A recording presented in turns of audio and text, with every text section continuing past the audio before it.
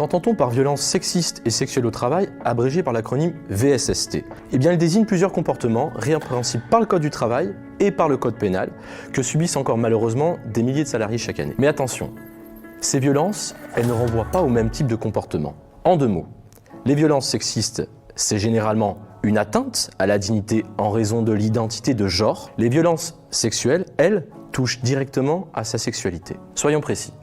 Pour le Code du travail, les violences sexistes, c'est tout agissement lié donc au genre de la personne, femme, homme, trans, etc., qui ont soit pour objet de porter atteinte à sa dignité, soit de créer un environnement hostile.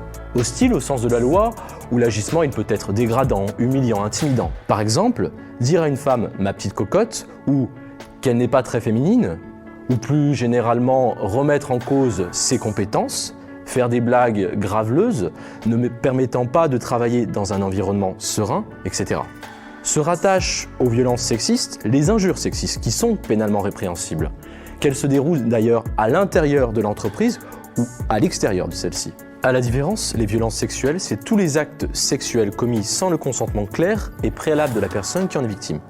C'est-à-dire lorsqu'ils sont commis par violence, contrainte, menace et même par surprise. Notons que l'exhibition sexuelle ou l'envoi de contenu pornographique à un ou une collègue sont également à considérer comme des violences sexuelles. Enfin, le harcèlement sexuel peut tant renvoyer à des violences sexistes qu'à des violences sexuelles.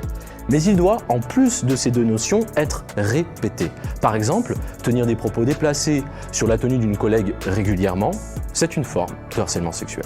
Une exception à cette condition de répétition existe.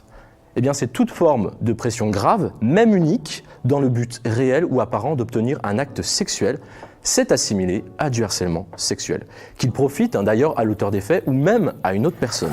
Maintenant que ces différentes VSST n'ont plus de secret pour vous pourrez les identifier en entreprise. Et je vous dis à bientôt pour une prochaine Minute de Foutoir.